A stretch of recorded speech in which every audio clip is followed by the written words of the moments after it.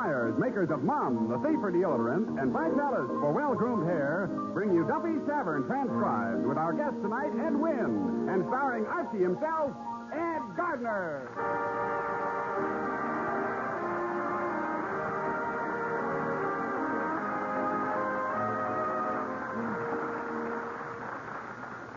Hello, Duffy's Tavern, where the elite meet to eat. Archie the manager speaking. Duffy ain't here. Oh, hello, Duffy. Where was I last night? I went to the opera. Yes, the opera, you know, Misery with the French horn. Yeah, Duck, there's two kinds of people that go to the opera, you know. There's them that goes because they think it's the thing to do, and then there's their husband. Yeah. Then there's the type that goes they go just because they get free tickets. Yes, I had a very good seat. In fact, for opera, it was the best kind. Yeah, I was behind a post in the last row. And guess who I met there? He's coming down here tonight. Ed Wynn. Wynn, Duffy. As if if you're married, you can't. Huh? Who is he? He's one of those lowbrow comedians. Yeah, you know, the kind that gets laughs. You can't place him?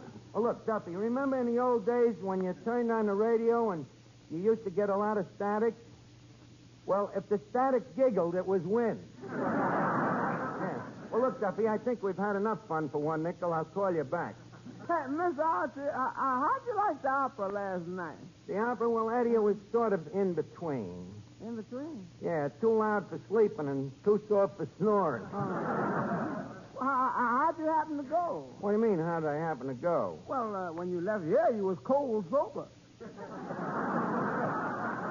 Oh, I thought I told you. You know, I had an Annie Oakley. You know that Senor Vermicelli from the opera company? Yeah?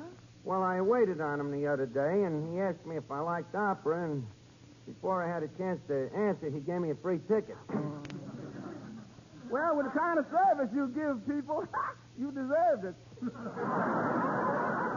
Well, yeah. Didn't you like nothing about the opera? Well, just one thing. What? The blonde sitting next to me. She and her and me and... Well, anyway, we had quite a literary discussion about music. And somehow I happened to mention about the opera that I wrote.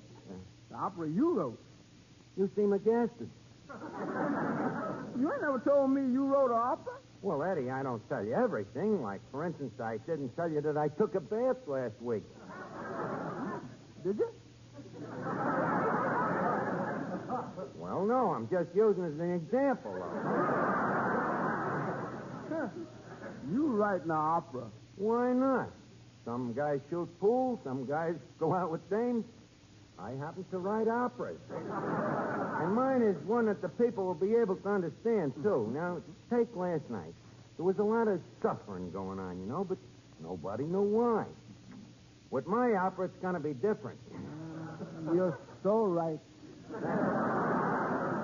As I say, why is it that people enjoy an opera on the radio so much, Eddie? Why? A very good question. The reason is it's because Milton J. Cross keeps interrupting, you see. He makes everything clear, and that's what gave me the idea for my opera. I wrote one with a built-in commentator. Well, who's going to be this commentator? Ed Wynn. I'm going to try the opera out here tonight, and Ed Wynn will do the commentating. And, Eddie, this opera can't miss. I can see it already. It's opening night. Me name is up in lights. Limousines driving up. Ladies with evening gowns. Men with tails. Well,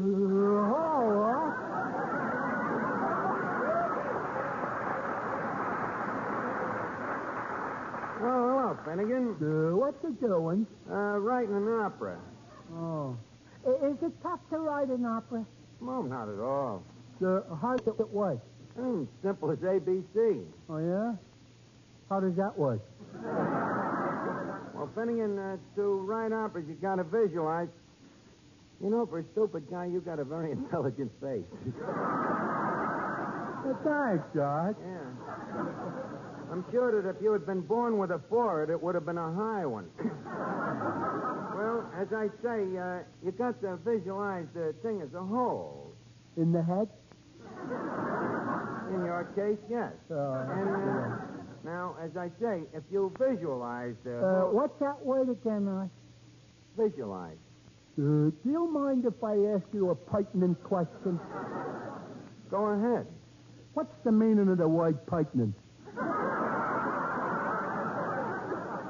Finnegan, I'd answer that question, but I failed to see where it is irrelevant. Well, thanks, Arch. I think that covers it. Hey, Archie, did I hear that you wrote an opera? Yeah, that's right.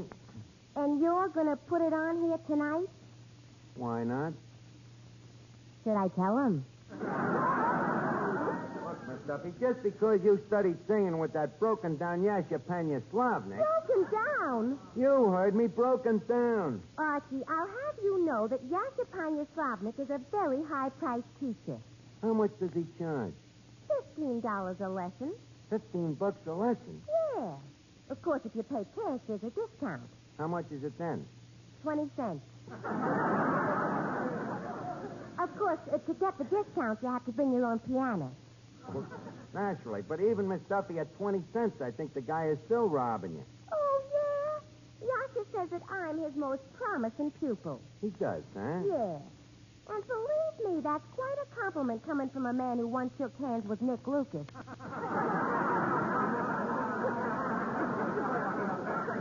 Well, maybe we can use you tonight. As a singer? Certainly not as a showgirl. Now get in the back room and start practicing. Well, why do I have to practice? I would like my opera singers to practice what they screech.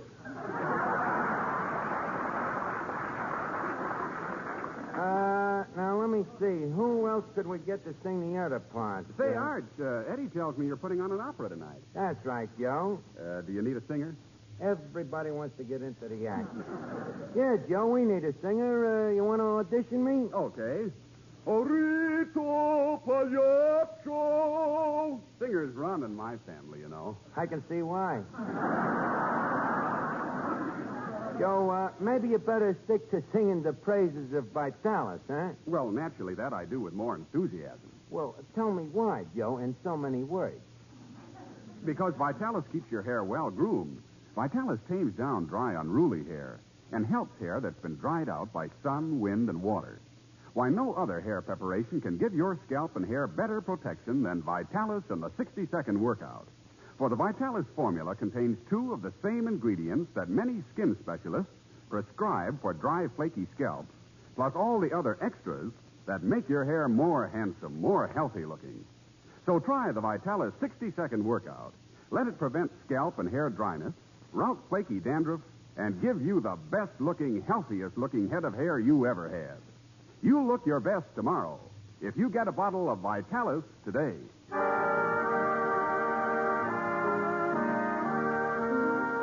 Well, Eddie, I got the opera finished. Oh, that's nice. What you gonna call this masterpiece? Well, I was thinking of calling it Carmen. That's a tricky little name. Thank you. It don't make sense, of course, but it has a nice operatic feel. Mm-hmm. Now, let me just polish this thing a little now. This half note here, I think I'll change that to a quarter note in case the little dame sings it, you know. Now, this minor fifth, I think I'll make that a demented fourth. Yeah, that's a lot better. Now, let's see. Hey, Arch, that guy that just come in. Yeah? He looks like an idiot. Finnegan, that's Ed Wynn. Hello, Archie.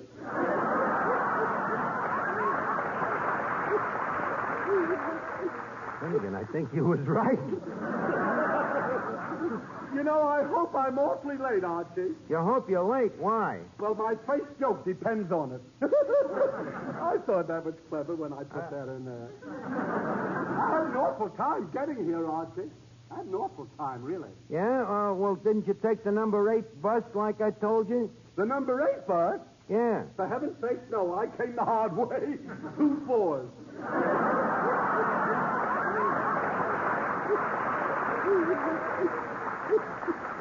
Oh, boy, that's a very funny joke. Well, Mr. Wynn, I'm glad you came down here tonight. You see, I got a little proposition. You know, that reminds me of a joke. What's the joke? Well, it's a joke. I think you'll enjoy this, you know. Yeah? It's the joke about the fellow who brought a girl home to the girl's father, you see. Now, you got to follow this. So the father says to the boy, what have you done to my daughter? Look at her. She's all sun-tanned. Did you hear this? So the fellow said to the girl's father, he said, well, I took her to the beach. And the father said, you did, eh? Well, you leave this house and never darken my daughter again. Did you get that? What a good joke. Well, anyway, you see, I was to the opera last night. Did I ever tell you the joke about the man who had only 2 teeth, Archie? 2 teeth? Yes. Yeah. Man had 2 teeth. One in his upper jaw and one in his lower jaw. This is very funny. One day, the tooth in the lower jaw said to the tooth in the upper jaw that we ought to get together for lunch sometime. No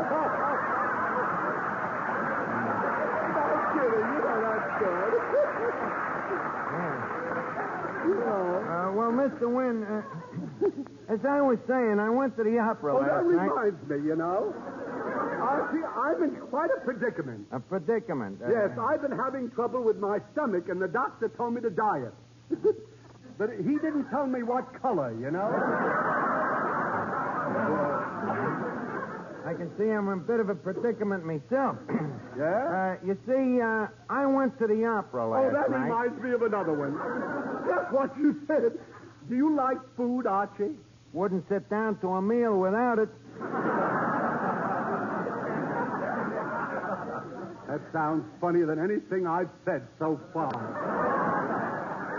That's a dirty trick. Well, I'm glad you like food anyhow, Archie. If you want a wonderful dinner, I want you to take down this recipe. Will you do that? Okay. Well, now, first, you take a large turkey and you clean the turkey very carefully. Uh-huh. Then you take a goose, which is a little smaller than the turkey, and you place the goose inside of the turkey. Now, inside the goose, you place a little duck. Then inside the duck, you put a chicken, and in the chicken, you put a squab. What a dish this is. Inside the squab, you put an olive, you see? An olive? Yeah. Then you cook the whole thing for about 3 hours, and it's wonderful. Truly,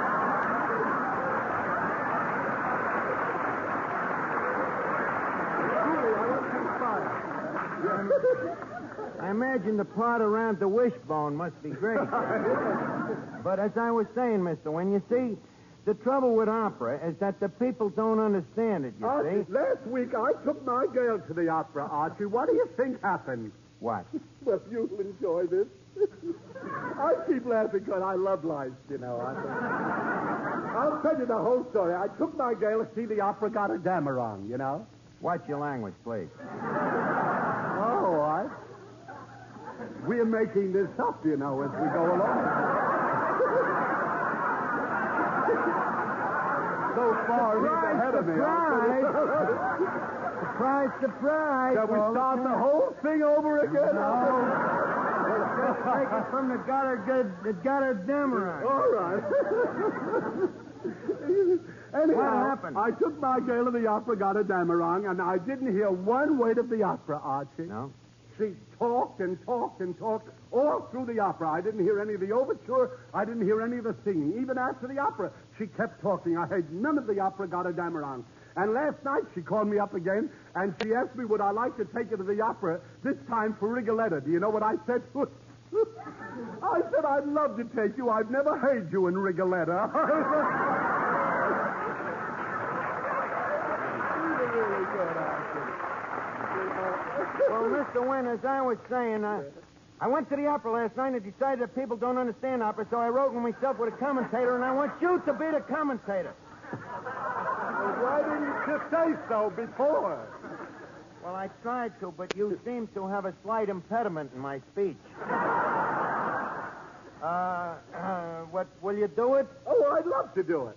You know what I'll do, Archie? I'll go out and put on my opera clothes. I think this is going to be a lot of fun.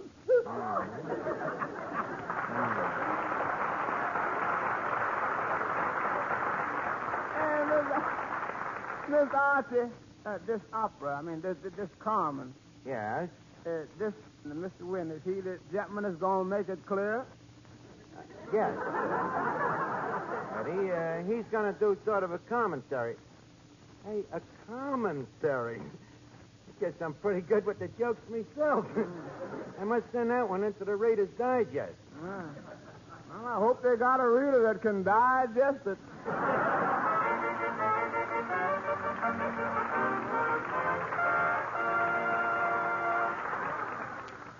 This is something personal. It's something that both men and women should be aware of, and that's your own freshness and charm. Trust Mum for that. M-U-M. Mum. For Mum is the underarm deodorant with a unique cream formula that protects freshness all day, all evening. It smooths on in a jiffy. It's gentle. It's safer. Because it contains no harsh or irritating ingredients, Mum is safer for skin, for clothes, and most important, for your charm. So remember, after every bath and before every date, smooth on Mum. For you see, your bath washes away the past, but Mum safeguards the future. And because Mum is so effective, you will never experience that left-out feeling. Really, personal daintiness can play a most important role in your future, in business as well as romance. Don't neglect it. So if you want to be sure you're nice to be near, depend on Mum. M-U-M. Mum.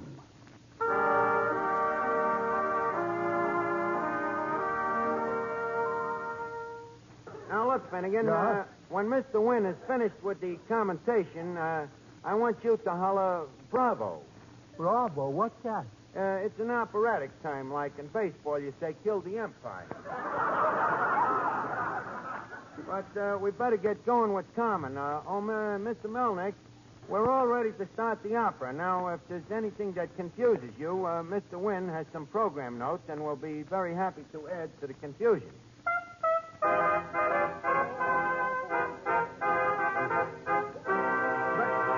Well, as the curtain goes up, we find ourselves in scene one. I think that's odd. Now, scene one is a cigarette factory. We know it is a cigarette factory because there are doctors walking in and out of the building. Now, suddenly Carmen appears, and she works in the cigarette factory. She's a young girl still in her nicotine. Now, Carmen is very popular. She has hundreds of boyfriends, and she gives each one of them a lock of her hair. Carmen, or as her friends call her, Baldy, she is dressed in very gay colors. She is wearing a yellow blouse and a checkered skirt, and as she walks down the street, men whistle at her. They think she's a taxi cab, you know. Carmen enjoys this little game and keeps her motor running. I think that's very subtle. That's fine. At this point, our hero, who is Don Jose, he enters. Don Jose speaks to Carmen. Well, me petite cucaracha, chili Billy Bean. Who are you, senor? I am Don Jose, a gay caballero and hombre about town.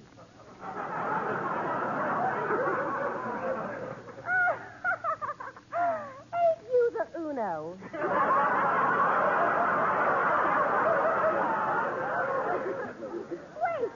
Wait.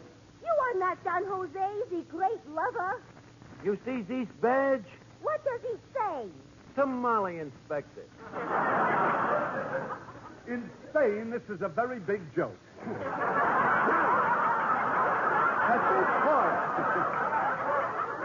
At this point, Carmen discloses that she is Carmen, and Don Jose discloses that he is Don Jose. Or is it the other way around? Well, it doesn't matter, just as long as it's clear. Anyway, Carmen and Don Jose sing a duet. I am Carmen, and I'm no prude. hunk of punctude.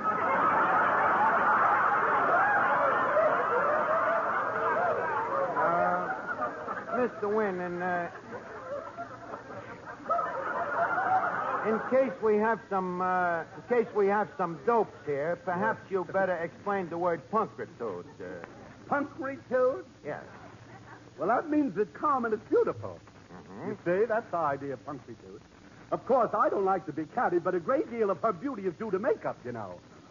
In fact, Carmen wears so much makeup that if you want to kiss her, you have to drill for it, you know. Anyway, in the next scene, we see Carmen sitting on a park bench. Don Jose sneaks up behind her and puts his hands over her eyes. Both of his hands, he does. Then he whispers in her ear. He says, Carmen, do you love me? And she says, of course I love you. Who are you? This makes Don Jose suspicious. Our next scene is the public square. The square speaks. Buenos Dias. Who are you, pig? I am your hated rival. I am Don Slamilio. You are Don Schlemilio? Yes. I am Don Jose. And I am Don Carmen. I love Carmen. And I love Carmen. And I love Carmen. You love Carmen? Yes. Once again, the infernal triangle. I love her, and he loves she. If he loves her, then I hate he. He loves me. And so does she. This makes it fun for love of me. Oh, I hate you. And I hate you. But I hate you more than you hate me. Oh, no, you don't. Oh, yes, I do. We hate each other with a love so true.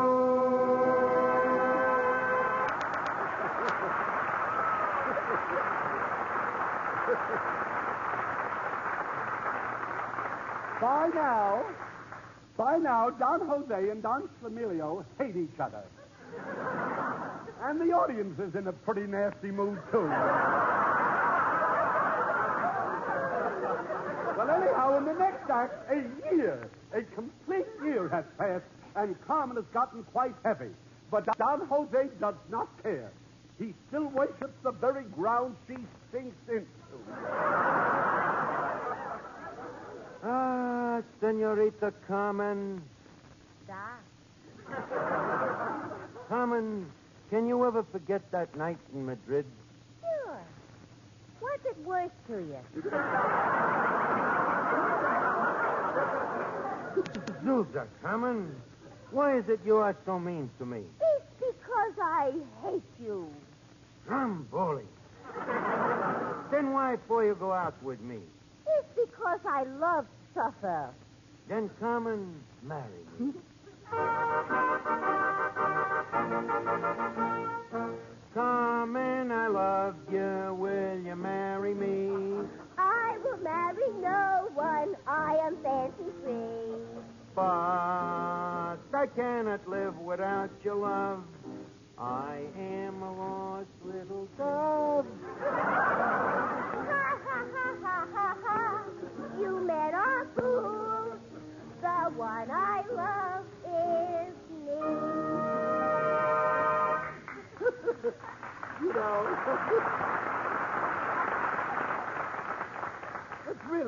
It's a wonderful opera, this is. In the next act, it is the day of the big bullfight. Now, there is much excitement, and everybody is having a good time. We even hear the vendors walking up and down through the arena. Get your red hot bull burgers, yeah? Get your bull burgers, yeah? Well, there is much excitement, and the toreadors are having a good time. And now the bullfight starts. Don Slamilio faces the bull. He is a ferocious beast, and his nostrils quiver as he paws the ground. And the bull is pretty tough, too. But Don Scamilio and the bull stare at each other. They cannot decide who will make the face move, so the bull tosses him for it. You think that needs repetition or something? There was a lull there. The bull tosses him for it. I want to send that to some other comedian. Anyhow,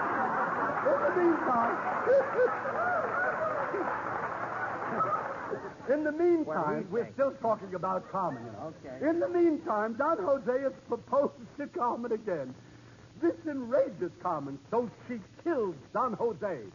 This gives Flamilio an idea, and he kills Carmen. Not to be outdone, Don Jose gets up and kills Flamilio. And as the three of them lie there on the stage waiting for the undertaker, they speak.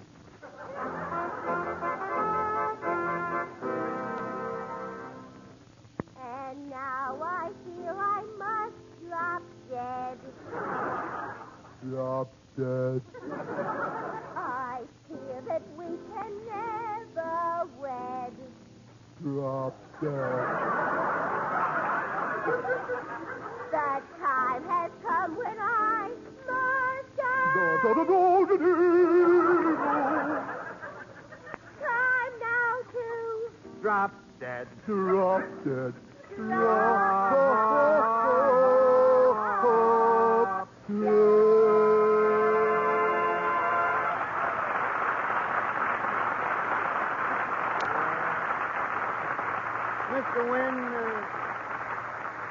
Mr. Wynn, I think you should explain that last part to the audience. Archie, I've listened to this opera for 10 minutes now. Yeah? I think you should explain the last part to the audience. What do you mean? Drop dead.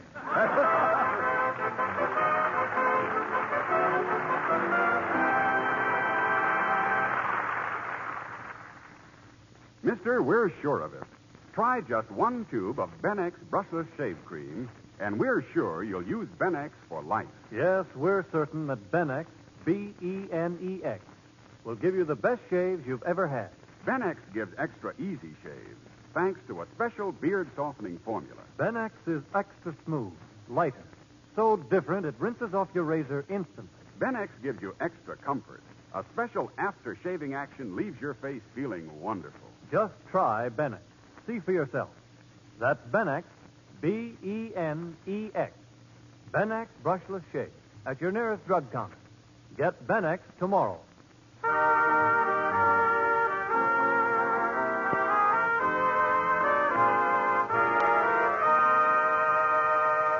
Why do you suppose there's so many people all over the world waiting to come to America? Sure, you know the reason. It's freedom. Freedom, the most wonderful word in the world, and our most precious possession. Unfortunately, so many of us take freedom for granted. There are millions of people in the world who would give anything to be able to do something you do every day without thinking about it. I mean a simple thing like listening to news on the radio. We hear news without distortion of fact. Few people in other countries do. And this is only one of a long list of freedoms we Americans enjoy. But we must work to keep our precious freedoms. Work at being a good citizen by voting, by keeping informed, making our opinions known, and resisting all attacks on our political and religious rights. We must all do it, for freedom is everybody's job.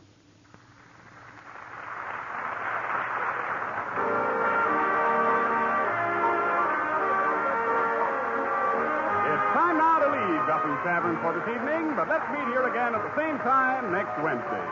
Duffy's Tavern Transcribed is brought to you by Mum, the safer deodorant, and Vitalis for well-groomed hair.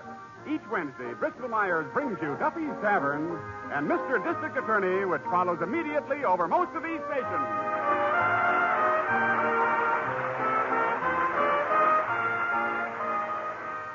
This is NBC, the National Broadcasting Company.